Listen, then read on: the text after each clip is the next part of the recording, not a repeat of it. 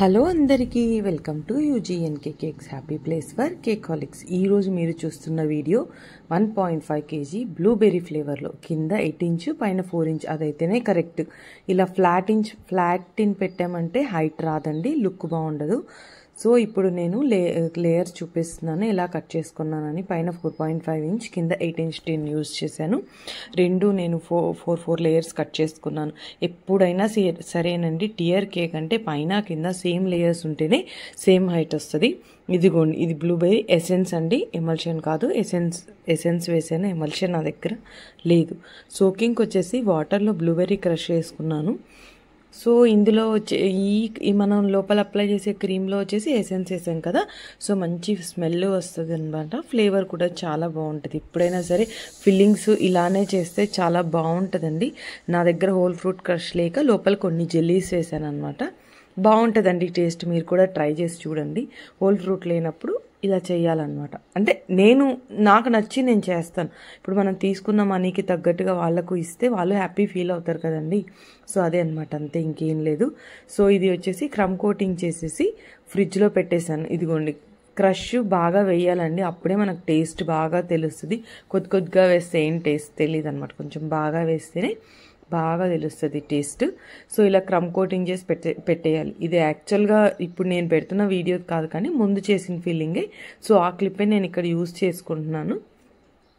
ఎందుకంటే నేను ఆ రోజు రికార్డ్ చేసుకోలేదన్నమాట. నేను వీడియో ఉన్నింది అనుకున్నా, డిలీట్ అయిపోయింది. సో అది మ్యాటర్. క్రీమ్ కూడా చాలా పర్ఫెక్ట్గా విప్పైంది. క్రీమ్ ఎలా విప్ చేయాలి అన్న వీడియో మన ఛానల్లో ఉంది, డిస్క్రిప్షన్లో కూడా లింక్ ఉంది. ఇన్ కేస్ మీకు చూడాలనుకుంటే మీరు అక్కడ చూడొచ్చు అనమాట. క్రీమ్ ఎప్పుడు లిక్విడ్ కన్సిస్టెన్సీలో ఉండాలి, బౌల్ ఎప్పుడు చిల్డ్గా ఉండాలి, ఎప్పుడు చెప్పే మాట ఇది. ఇదిగోండి, ఇలాగా 2 సపరేట్గా క్రమ్ కోటింగ్ చేసి పెట్టినవన్నమాట. ఇక్కడ నేను పింక్ అండ్ వైట్ సెలెక్ట్ చేసుకున్నాను. సో డబల్ షేడ్ ఇవ్వాలి కదా, ఈక్వల్గా అప్లై చేయాలండి. పైన ఎంత అప్లై చేస్తామో కింద కూడా సేమ్ పోర్షన్ అప్లై చేస్తే మనకు బాగా వస్తుంది అనమాట. కొద్దిగా ఎక్కువ తక్కువ అప్లై చేసినా కూడా మంచిగా అనిపించదు. సో ఇలా జాగ్రత్తగా మీరు అప్లై చేసుకోవాలి. మీకు బ్యాక్గ్రౌండ్లో రకరకాల పక్షుల సౌండ్లు వినిపిస్తున్నాయా అండి? మేము ఉన్న దగ్గర ఫారెస్ట్ కదా, సో అంతా అలానే ఉంటాయి అన్నమాట సౌండ్స్. పొద్దున్న లేచినప్పటి నుంచి నైట్ పడుకునే వరకు నో సౌండ్ పొల్యూషన్, ఇవే సౌండ్స్ వినిపిస్తుంటాయి మాకు. నెమళ్ళు, పిచ్చుకలు, చాలా బాగుంటుంది. మనసుకు ఎంతో ప్రశాంతంగా ఉంటుందన్నమాట.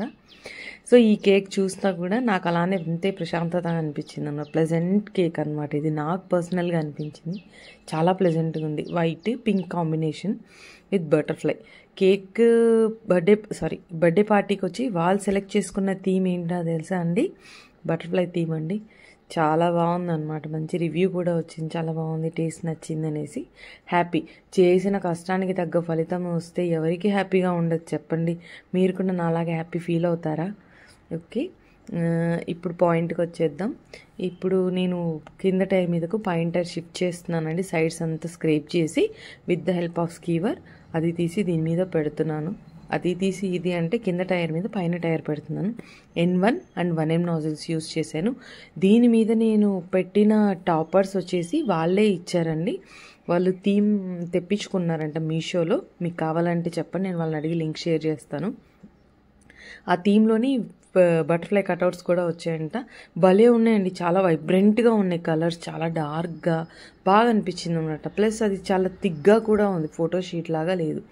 మీకు చెప్తున్నా కదండి, ఫోటో షీట్ మీద ప్రింట్అవుట్ తీసుకుంటే మాత్రం వెనకాల సెలో టేప్ అంటించాలి. లేదంటే క్రీమ్లో ఉన్న మాయిశ్చర్ అంతా ఫోటో షీట్ అబ్జర్వ్ చేసుకొని సాగే అయిపోతుంది. లేదా ఫోటో షీట్ మీద ఉన్న కలర్స్ అన్నీ కేక్ మీదకి వచ్చేస్తాయి. సో మీరు ఈ టిప్ బాగా గుర్తుపెట్టుకోండి.